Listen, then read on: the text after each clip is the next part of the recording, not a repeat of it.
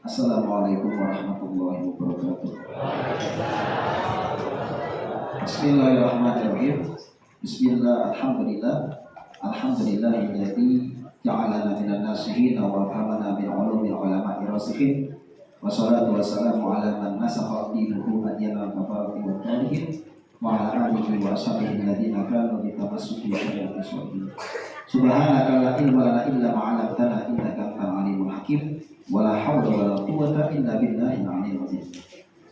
Bismillahirrahmanirrahim. Nawaitu ta'allum ta'lim wa dzikra wa dzikr wa naf'a wa intifa wa ifada wa istifadah wa hasana tamasuki bi kitabillahi wa sunnati rasulih wa ta'ata ila huda wa dalalat al-khair intiwa billahi wa qadari wa qurbihi wa rabbi subhanahu wa ta'ala.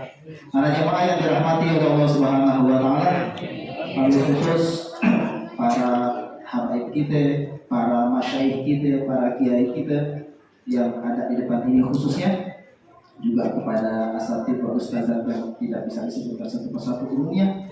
Di sini alhamdulillah ada Al-Habib Abdullah Sofi As-Segof, ada Al-Habib Amir Ridho As-Segof, ada Pak Kiai kita yang Masya Allah selalu istiqamah dalam membimbing kampung kita sehingga kampung kita dirahmati oleh Allah Subhanahu wa taala.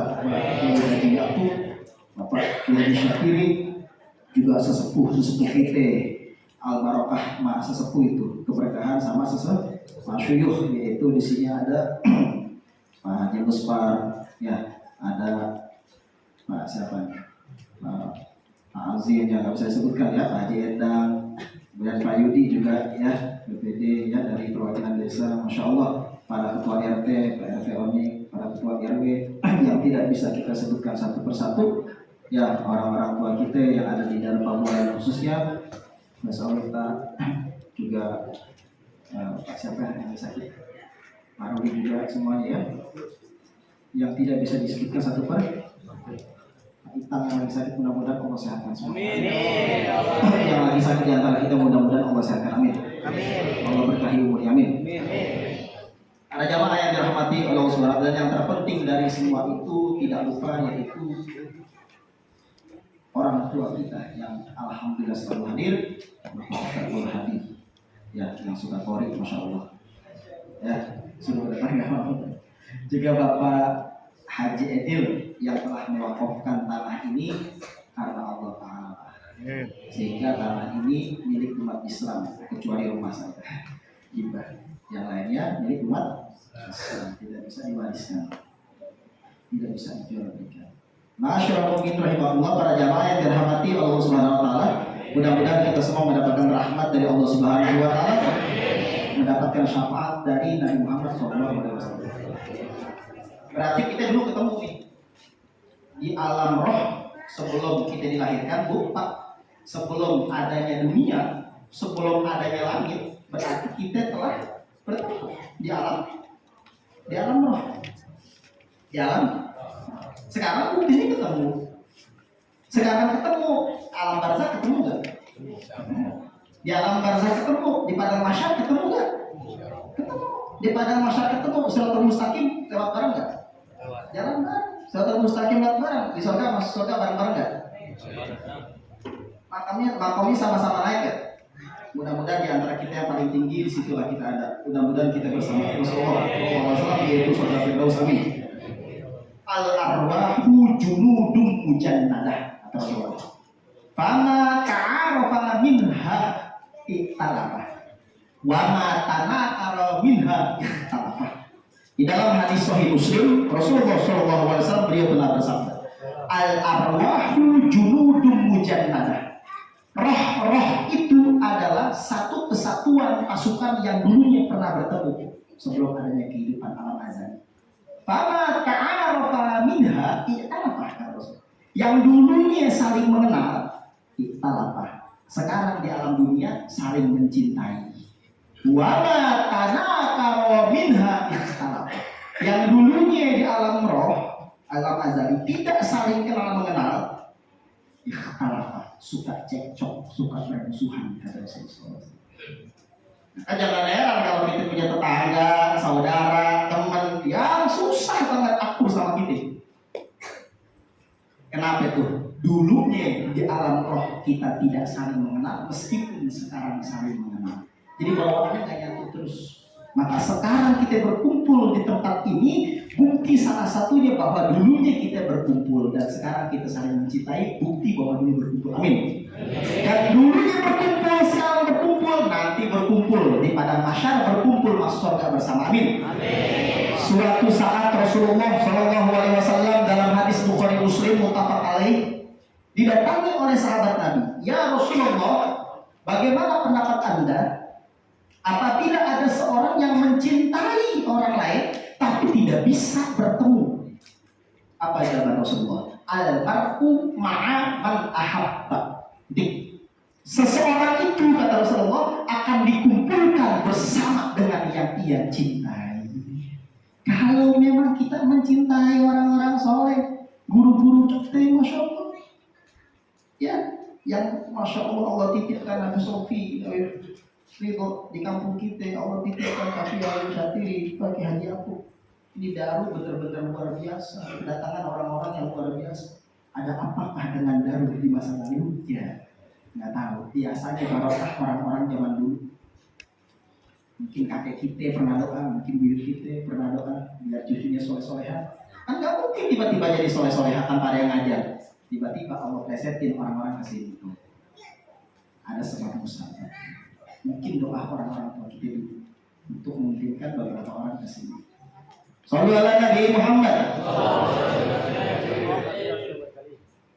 Al-mar'u ma'a man ahabba, kata Rasulullah, hadis Bukhari Muslim. Wahai kawanku, sahabatku, kata Rasulullah, engkau bertanya kepadaku, bagaimana pandangan engkau ya Rasulullah tentang orang yang mencintai orang lain tapi nggak bisa bertemu? Apalagi kita bisa bertemu begini. Yang nggak bisa bertemu saja yang lewat YouTube nih ada kan?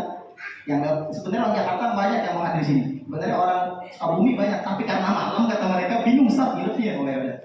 Yang penting kita saling mencintai.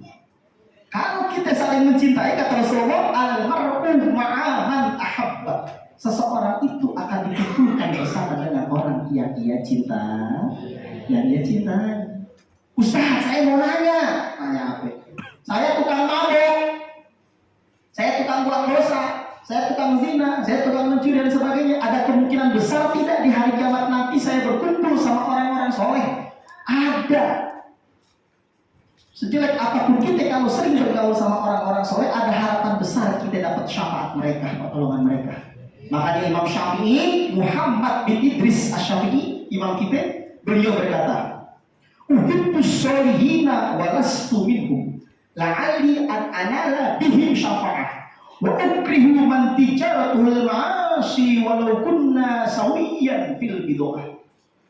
Aku cinta berkumpul dengan orang-orang soleh, padahal aku nggak soleh. Tawadu itu Imam Syafi'i. Aku berharap mendapatkan syafaat mereka di hari kiamat. Aku nggak suka berkumpul dengan orang-orang yang berbuat dosa, padahal saya juga buat dosa, kata Imam Syafi'i. Berkatalah Al-Imam Hasan Al-Basri, guru Rabi'ah Adawiyah. Al-Imam Hasan Basri beliau berkata, "Istaksiru minal asdiqo'il mu'minin fa inna lahu syafa'ah yaumal qiyamah." Banyak-banyaklah kalian berkumpul bergaul dengan orang-orang soleh. Fa inna lahu syafa'ah yaumal qiyamah. Mereka punya syafaat pertolongan di hari kiamat nanti. Masya Allah. Kalau ada kecetur di antara kita, tolongin ya. Termasuk saya pribadi. Kita nggak tahu. Kata Rasulullah, innamal a'malu bil khawatim, hadis Bukhari. Sesungguhnya penentuan amal itu bergantung ujung. Ada orang soleh ujungnya tiba-tiba kafir, bisa. Ada orang soleh ujungnya murtad, bisa. Ada orang soleh ujungnya mabuk, bisa. Ada orang mabuk ujungnya soleh, bisa. Ada orang mencuri ujungnya jadi wali, bisa. Innamal a'malu bil khawatim. Sesungguhnya penentu amal itu adanya di ujung, bukan di awal. Sebelum nyawa keluar dari rombongan kita sampai ubun-ubun, jangan merasa aman. Jangan merasa aman. Yang namanya ustaz, kiai, dipikir mereka santai. Mereka lebih takut daripada yang lain. Innama yakhshallaha min ibadihil ulama. Bukan ulama. Innama yakhshallaha min ibadihil ulama. Sesungguhnya takut kepada Allah di antara hamba-hambaku hanyalah para ulama. Para jamaah yang dirahmati oleh Allah Subhanahu wa taala. Dari tadi kita bacakan kisah Rasulullah, sholawat kepada Rasulullah Sallallahu Alaihi Wasallam. Kita sebut namanya Ibnu Walid, Khalid bin Walid. La siyama mahil hasud Saifulillah Ibnu Walid. Kita tawasul dengan orang-orang soleh, apalagi nanti tawasul ibadah jauh dan sebagainya. Berarti insya Allah masjid ini, kampung ini, kecamatan ini, bahkan Indonesia ini kalau banyak perkumpulan kayak begini, insya Allah rahmat Allah turun. Imam Syafi'i punya guru di Mekah namanya Sufyan bin Uyainah. Kalau di Madinah Malik bin Anas. Imam Syafi'i punya guru di Mekah namanya Al-Imam Sufyan bin Uyainah, ahli hadis. Maka kata beliau, kalau di Mekah tidak ada Al-Imam Sufyan bin Uyainah, di Madinah tidak ada Imam Malik bin Anas, niscaya ilmu hadis bakalan hilang dari Mekah dan Madinah. Gurunya Imam Syafi'i bernama Al-Imam Sufyan bin Uyainah, beliau pernah berkata, "Inda dzikril auliya tatanazzalu rahmah, wa fi riwayatin inda dzikris sholihina tanzilur rahmah." Ada dua kisah, dua riwayat dari beliau. Kata murid-muridnya, Al-Imam Sufyan bin Uyainah, beliau pernah berkata, "Inda dzikril auliya," ketika kita menyebutkan nama atau kisah sang wali kasih Allah, tatanazzalu rahmah, rahmat Allah turun. Riwayat beliau adalah inda dzikris sholihina tanzilur rahmah. Ketika nama orang soleh disebut, rahmat Allah turun, rahmat Allah turun. Cuman Bu, masalahnya satu. Kenapa? Ibu-ibu atau bapak cinta ke sama wali? Wali Ben, bukan. Cinta tidak sama Sultan Saladin? Cinta? Sekali Arab? Cinta gak dengan Nabi Uci almarhum? Cinta gak dengan para wali yang masih hidup atau yang telah meninggal dunia? Cuma mengetahui para wali lebih sulit daripada mengetahui Allah. Karena Allah dengan sifat-sifatnya, namanya dapat diketahui. Tuh, kata gurunya Al-Imam Ibnu Athaillah Sakandari dalam kitab Al-Hikam itu. Makanya Al-Imam Abu Hasan Asy-Syadzili, beliau pernah berkata, Hubbul awliya wilayah. Mencintai para wali wilayatun, termasuk satu makom dari kewalian itu sendiri. Kalau di hati kita cinta para wali, jangan-jangan kita wali juga. Karena nggak mungkin orang biasa cinta sama wali, boro-boro cinta sama wali, ya ada benci. Percaya juga nggak bisa. Dianggap semua orang berdosa, nggak ada husnuzon yang baik sangka di hati, nggak ada. Semua orang dianggap berdosa, yang nggak dosa itu nggak bisa jadi wali model itu. Para wali dalam hatinya tidak dihinggapi, melainkan dia beranggapan yang paling bejat, yang paling dosa sedunia adalah saya, yang lain paling beriman. Kita tidak boleh bersuzon. Mata-mata orang berbuat dosa, dalam hati kita beranggapan, oh dia neraka. Wah, siapa kita? Emang kita punya pintu neraka? Ada gemboknya. Hubbul awliya wilayah. Kata Al-Imam Abu Hasan Asy-Syadzili, mencintai para wali itu termasuk wilayah, termasuk daerah kewalian. Mudah-mudahan kalau di hati kita mencintai para wali, kita juga termasuk kekasih Allah. Amin tuh. Ya, tapi yang benar ada cintanya di hati kita. Benar. Cinta sama para nabi dan rasul, cinta para sama wali. Tapi kita suka sebutkan, kita pilih-pilih. Kalau ada orang terkenal di Facebook, di YouTube atau di masyarakat, jangan wali. Kalau yang nggak terkenal, cuma camping, ya, nggak terkenal di masyarakat dan sebagainya, jangan bukan wali. Tidak ada yang mengetahui wali kecuali dia adalah wali juga. Layak itu wali, tidak wali. Tidak ada yang mengetahui kewalian seseorang, melainkan dia sendiri adalah kekasih Allah Subhanahu wa Ta'ala. Sesama wali punya mitos, pokoknya punya artinya, identitasnya, alamatnya, yaitu karomah. Para jamaah yang dirahmati oleh Allah Subhanahu wa Ta'ala. Subhana man lam yaj'al dalil ala awliyaihi.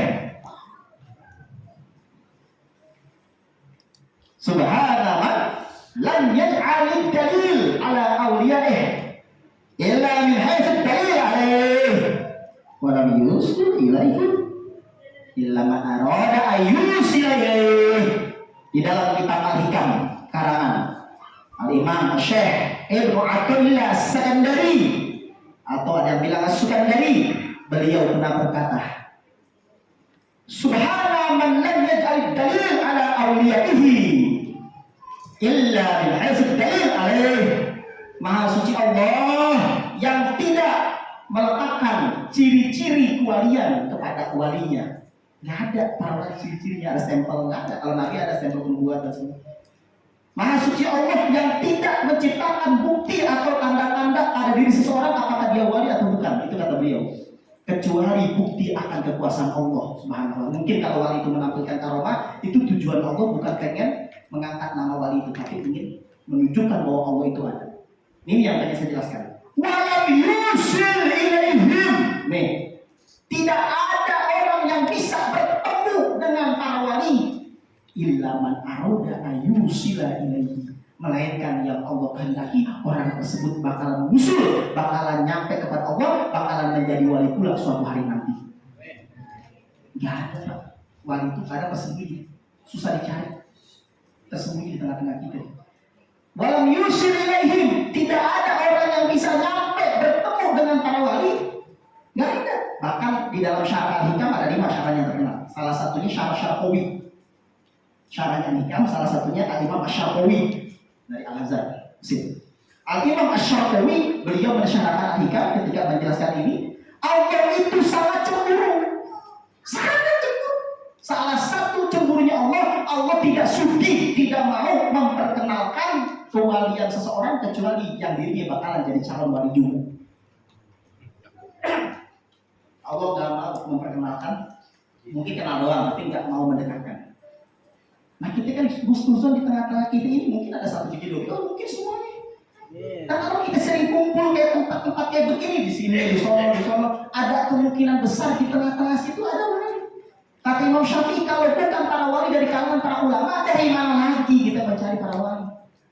Nah, kalau bukan orang yang menguasai Al-Quran, hadis dan kitab-kitab, dari mana lagi mau dicari kalangan para wali?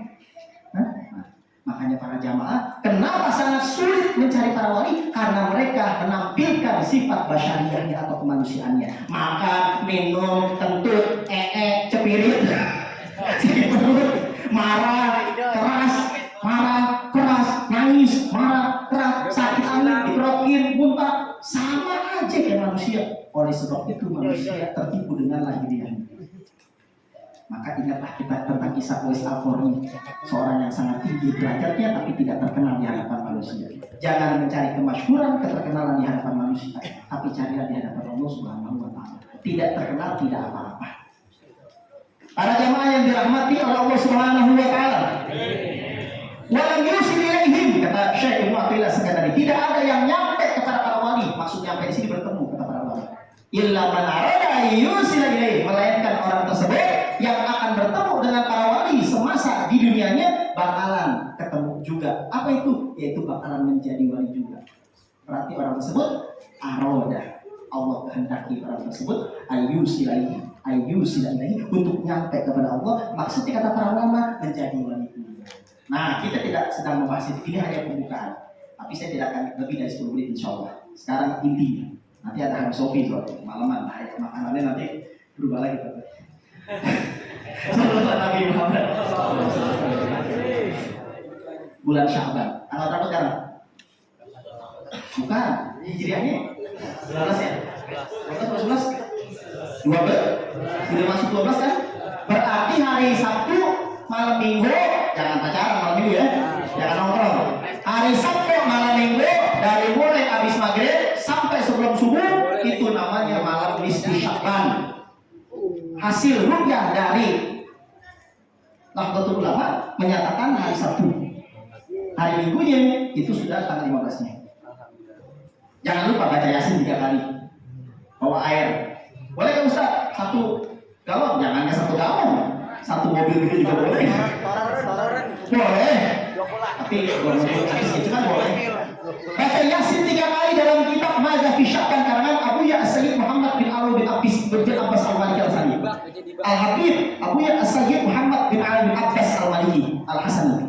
Di dalam kitabnya Madza fi Sya'ban, di situ beliau mengatakan boleh bukan sunnah baca Yasin 3 kali. Yang pertama, niat panjang umur dalam ketaatan. Jangan dipotong. Ya Allah, panjangkanlah umurku.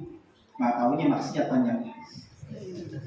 Ya Allah, panjangkanlah umurku dalam ketaatan. Artinya semakin tua semakin mantap, bukan tua-tua keladi.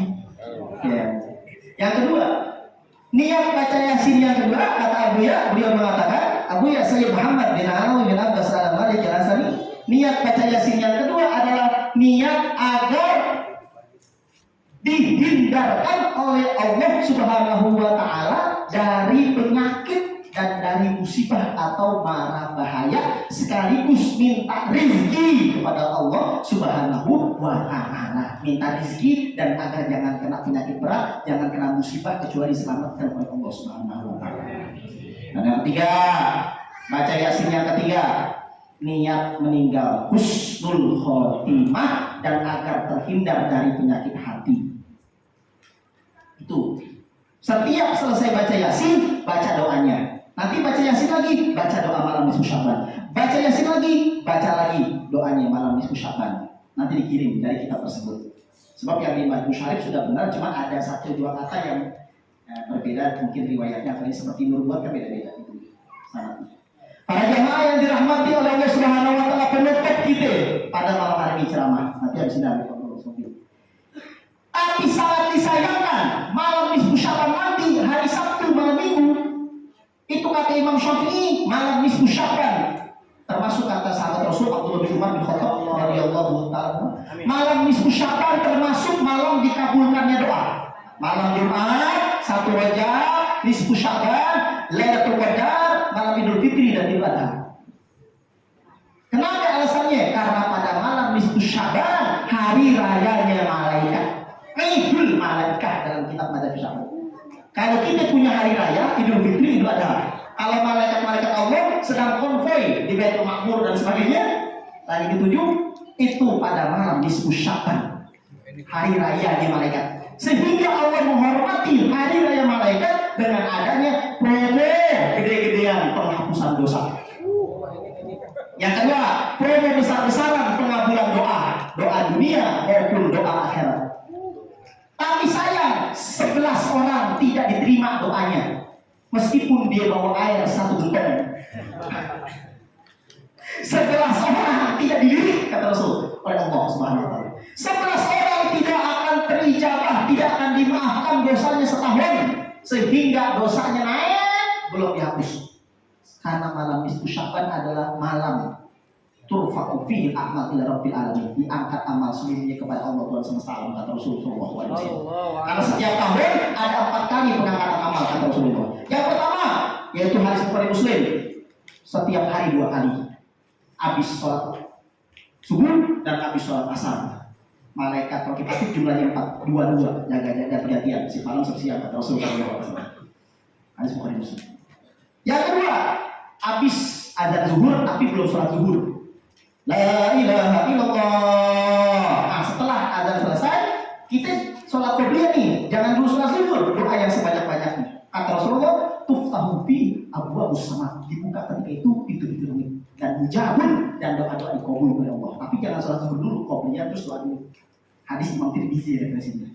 Itu diangkat langsung sekali dulu sore. Pengangkatan amal yang kedua. Yang ketiga sekarang, seminggu 2 kali hadis Imam Tirmizi. Setiap hari Senin dan setiap hari Kamis habis asar. Oleh sebab itu ada yang disebut puasa Senin Kamis. Pak, malam nisfu Sya'ban dihapuskan dosa. Sayangnya ada 11 orang yang tidak dihapuskan dosanya kata Rasulullah SAW dalam hadis Imam Baihaqi dan Imam Ahmad bin Hanbal dalam kitab Mustadnya dan dalam kitab Madzhab Sya'ban karangan Abu Ya Sayyid Muhammad bin Alawi bin Abbas al-Maliki al-Hasani. Musyrikul musyahir qatilur rahim musbilun alatun liwajhihi madmil khamri qatilun nafsi ahlul haqdi az-zina as-sahir asy-syarr. Ada 11. Yang pertama, musyrikun, orang yang mempersekutukan Allah dengan sesuatu apapun. Ibu-ibu, bapak, punya keris gak? Nggak apa-apa, bilang aja kalau punya, saya juga punya kok. Cuma punya doang, kenapa musyrik? Punya doang, buat hiasan, pajangan, buat senjata. Punya pedang. Yang salah itu yang mandi di kembang, yang dicium-ciumin, yang dipuja-puja. Ibu-ibu suka ziarah? Tidak apa-apa, tidak musyrik, tidak apa-apa. Tabarukan, tabaruk. Yang dimaksud musyrik di sini benar-benar mempersekutukan Allah, seperti nyembah pohon, nyembah patung, nyembah layak, nyembah jin. Apalagi nyembah keris, nyembah cincin, digosok sampai halus banget itu. Ya, yang kedua, musyahir. Kata Nabi Muhammad, masih hadis yang sama, hadis Imam Baihaqi. Apa arti musyahir? Orang yang punya sifat dendam atau marah kepada satu orang muslim pun.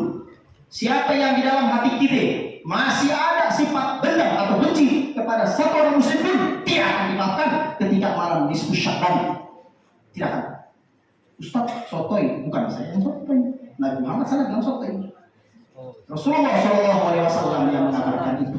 Jangankan nisfu Sya'ban, kata Rasulullah dalam hadis Bukhari Muslim, diampunkan dosa setiap hari Senin dan Kamis kecuali dua orang. Yang pertama musyrik, yang kedua musyahid. Yang pertama musyrik, yang kedua orang yang punya rasa dendam kepada saudara Islam. Allah berfirman kepada malaikatnya dalam hadis qudsi, "Urku hadaini hatta yasriha, urku hadaini hatta yasriha."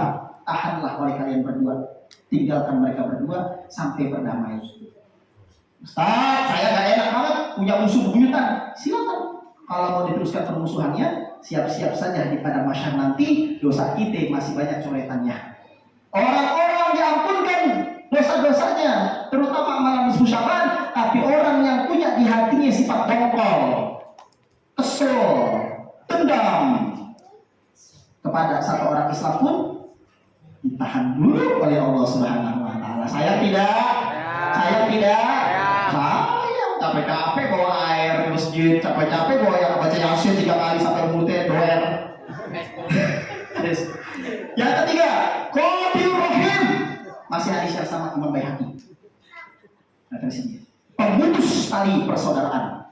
Ustaz, bedanya apa sama nomor 2? Kalau nomor 2 khusus dan umum, bukan hanya keluarga, tapi semua umat Islam. Kalau nomor 3, qadir rahim, pemutus tali persaudaraan, kata para ulama di syarah hadisnya, khusus yang punya ikatan persaudaraan, adik, kakak, om, tante, buah, encik, mertua, keponakan, besanan. Ada anak marahan sama orang tua, ada kakak sama adik marahan, memutusin tali silaturahim. Ini kata Rasulullah, la yadkhulul jannata qati, tidak masuk surga orang yang memutuskan tali persaudaraan. Ustaz, saya diputusi. Kesian ya. Saya sudah berusaha bawain makanan, dibuang makanannya. Saya berusaha WhatsApp, assalamualaikum, dibaca doang. Sama adik saya, atau buah saya, atau unci saya, atau ponakan saya berantem. Saya sudah pura-pura baik. Dia ngalah gitu. Tapi dia responnya nggak bagus. Gimana Ustaz? Maka yang mutusin dia, bukan kita. Ya. Baik. Yang keempat, musbil. Orang yang menyeret sarungnya atau celananya karena sombong. Dia nggak perlu dia. Emang sunnah memang agak tinggi dikit, cuman nggak usah terlalu tinggi sampai begini, nggak usah. Ya, yang disebut musbil yang diharamkan menyeret karena sombong. Laki-laki, kalau cewek jangan diangkat karena kebalikannya laki-laki sama cewek sopan laki pakaiannya. Zaman sekarang bukan kelebihan bahan, tapi kekurangan. Kalau dulu orang menyeret karena sombong, zaman sekarang menyeret ke atas. Tahu ya? Musbil. Bagi cewek sunnahnya dilebihin sejengkal. Maksimal jangan lebih, kan ya teman. Jadi jangan cewek pakai terlalu tinggi, waduh, mending cantik. Matanya banyak. Banyak bekas peluru. Pede banget. Cewek-cewek kadang-kadang punya auratnya, bodinya mantep. Kadang-kadang, amin. Putih laki, dan dia kadang masih tutup. Mudah-mudahan Allah beri hidayah.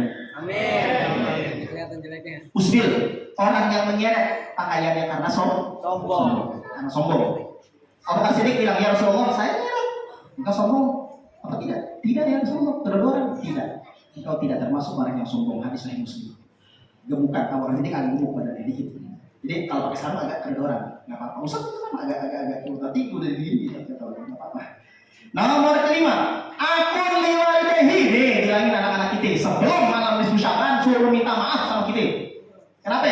Orang yang durhaka sama orang tuanya tidak dimaafkan oleh Allah ketika malam nisfu Sya'ban. Sayang, ketika itu amalan mau disetor setahun sekali, kan ada 4 kali. Nah ini setor gede-gedean pas malam nisfu Sya'ban.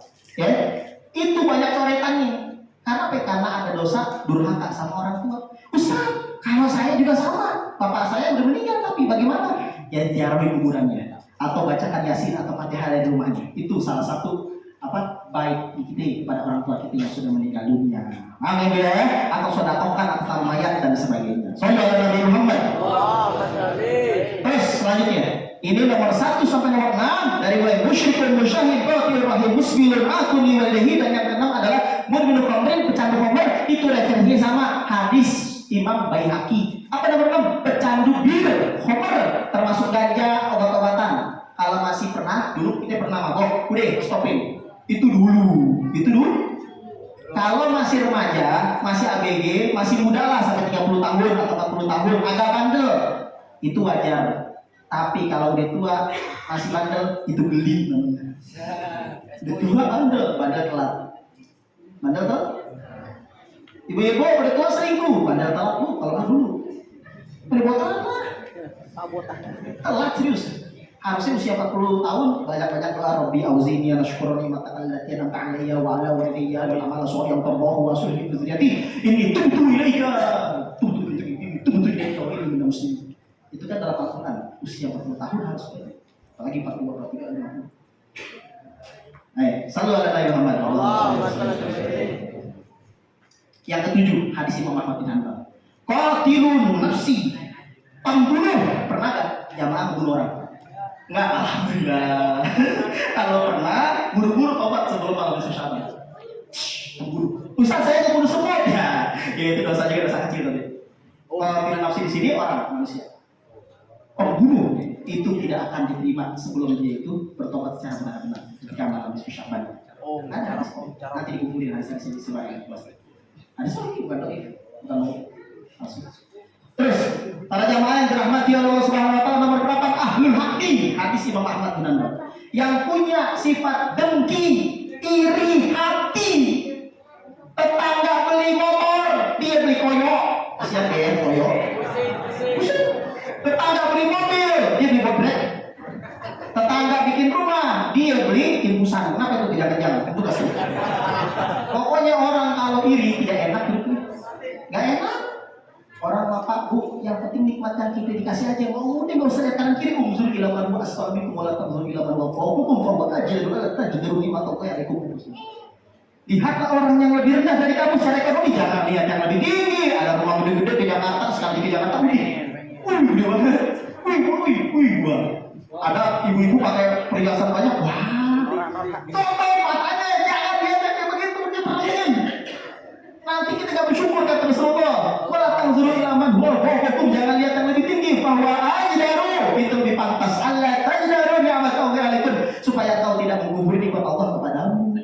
Kalau bisa ada orang ngaji majelis taklim ibu-ibu sholawatan hari Sabtu dan hari Rabu, saya dengerin, masya Allah kuat banget suaranya. Kalau bisa kayak begini. Ada ibu-ibu ngaji di sana, di sini. Malam Selasa, malam Rabu, malam Kamis, malam Jumat, malam Sabtu, malam Minggu, malam Senin, paginya belum lagi siang. Keren banget kalau mau yang kayak begini dirikan. Ada yang rajin sholat kok diriin kayak begini. Ada yang rajin baca Quran kayak begini boleh. Fastabiqul khairat. Ini dunia, nggak boleh. Ya, ahlul haqqi, orang yang punya rasa iri. Tapi boleh kalau begini. Ada misalkan Ripaldi punya motor. Haidar lihat, kata Haidar, wah masya Allah. Apa dia punya motor kayak begitu, pengen. Ini bukan iri namanya. Pengen biasa doang. Yang iri itu, dia punya motor boleh ngepet kali. Dia boleh hujan nih. Kayaknya kalau di sini biar celaka nih motornya disumpahin diri. Itu dari hasad ibu dan kekatan ibu. Kayak Qabil dan Habil, Qabil ke Habil. Iri hati, karena Habil kawinin sama Iklimah yang cantik. Kenapa gak muda yang jelek dikit? Jadi rebutan cewek dan itu sudah ada. Qabil dan Habil. Ya, tapi kan Nabi Adam disuruh ngawinin Habil dengan Iklimah, gak terima. Abangnya bernama Qabil. Kok dia lebih cantik sih? Ya, atau lah muda, sama Iklimah. Para jamaah yang dirahmati Allah Subhanahu wa taala. Selanjutnya. Nomor ke-9, az-zina. Hadis Imam Baihaqi. Orang yang pernah berzina, Ustaz saya pernah berzina kecil, ya, pacaran, janjian, pelukan, enggak termasuk yang kayak gitu. Tapi dosa dia harus istighfar. Yang dimaksud berzina di sini kalau mama, bapak, zaman dulu, zaman sekolah, zaman apalagi kuliah, pernah buat bandel, apa ya? Pernah enak-enak di sana. Pernah selingkuh, pernah pacaran yang gak benar, bertemunya dua alat kelamin. Nah, disinilah yang bahaya, zina besar. Kalau pernah, buru-buru kita tobat sebelum lah, pintar lagi dipancing. Coba kalau bilang sebelum malam itu Syaban salah jawabannya. Kenapa ya? Emang yakin bakalan nyampe di Syaban? Gitu lagi. Bilangnya mah? Karena belum jamin kita ketemu orang bisa aja besok atau ini kita keluar ke sandung batu mati bisa. Siapa yang jamin bakalan hidup 10 menit lagi? 10 menit? Makanya jangan apa nih ibu-ibu sekarang hadir majelis taklim cakep. Tapi apa ya? Ada yang belum sholat isya. Benar? Bapak juga sama. Kenapa? Kenapa kita kepedean bakal hidup panjang? Bagus di husnuzon. Para jamaah yang dirahmati oleh Allah Subhanahu wa taala. Nomor 10, hadis Imam Baihaqi. Sahir penyihir. Bapak-bapak penyihir bukan? Ibu-ibu penyihir bukan? Beda sama ruqyah sampai yang sesuai dengan syarat kita dengan ilmu para ulama itu boleh nggak apa-apa. Tapi kalau buat nyelakain orang dan sebagainya itu mesti. Baik, dan nomor yang terakhir, nomor 11, asyar. Pakai shin, asyar. Apa artinya asyar? Asyar, hadis Imam Baihaqi kata Rasulullah adalah asyar. Apa asyar? Asyar adalah orang yang punya penghasilan haram, orang yang punya pekerjaan haram. Rentenir. Apa lagi? Jual beli narkoba, judi online, slot. Apa lagi tuh? Nipu orang, meres orang. Layak berjalan apa lamun dapat mesutin anar lebih. Hadis Imam Ahmad bin Hanbal kata Rasulullah. Susah masuk surga, tidak masuk surga orang yang ada di dalam badannya yang tumbuh dari makanan minuman yang haram. Anar lebih, mereka lebih layak daripada surga. Ustaz terlalu keras namanya. Maaf, ini adalah dari Rasulullah SAW. Serba salah jadi kita disampaikan nanti dibenci, nggak disampaikan kita berkhianat nanti kita malah memberikan benci. Tidak boleh. Lebih baik disampaikan, diterima dan diterima, itulah obat. Rasanya pahit kata Imam Ghazali, tapi kalau ditolong kata Imam Ghazali sehat, namanya obat, dan ada yang manis, sirup itu. Para jamaah yang dirahmati oleh Allah, itu saja yang bisa kita sampaikan. Mudah-mudahan dengan adanya nisfu Sya'ban ini, dengan adanya bulan Sya'ban yang mulia ini, kita semua dirahmati oleh Allah. Apalagi bulan Sya'ban adalah bulan shalawat, diturunkan Quran surah Al-Ahzab ayat 56. Innallaha wa malaikatahu yusholluna 'alan nabi ya ayyuhalladzina amanu shollu 'alaihi wa sallimu taslima, diturunkan di bulan Sya'ban. Dan masih banyak lagi tragedi atau peristiwa yang lain. Pembelahan bulan di zaman Rasul terjadi bulan Sya'ban, perpindahan arah kiblat dari Baitul Maqdis ke Masjidil Haram 17 bulan lebih 3 hari kata Imam Qurtubi terjadi di bulan Sya'ban, perpindahan arah kiblat. Diturunkan puasa Ramadan, Al-Quran Al-Baqarah 183, 1 bulan sebelum Ramadan, bulan Sya'ban tahun kedua Hijriah. Bulan Sya'ban adalah bulannya Rasul sallallahu alaihi wasallam. Bulan Sya'ban adalah bulan ditentukan orang yang bakalan meninggal di tahun tersebut. Nama-nama yang bakalan meninggal di tahun tersebut disetorkan oleh Allah ke malaikat Israel. Nama-nama ibu-ibu bapak, kalau memang bakalan meninggal di tahun tersebut udah ada duluan di buku itu. Tapi kalau kita minta berapanya umur malam nisfu Sya'ban atau dari sekarang, insya Allah yang Allah ma yasha'u wa yusbit, Allah menghapus apa yang Allah kehendaki dan tidak menghapus. Ya kali aja nama kita disedikin di situ, ya hapus. Jangan sekarang minta banyak umur dia. Hati-hati, malam nisfu Sya'ban, malam disetorkan oleh Allah ke malaikat. Hadis riwayat Imam Abu Ya'la. Tapi hadis dhaif enggak apa-apa. Tidak apa? Tidak sampai palsu. Hari disetorkannya nama-nama yang bakalan meninggal di tahun tersebut. Hadis riwayat Imam Abu Ya'la. Wallahu a'lam bishawab. Assalamualaikum warahmatullahi wabarakatuh. Waalaikumsalam warahmatullahi wabarakatuh.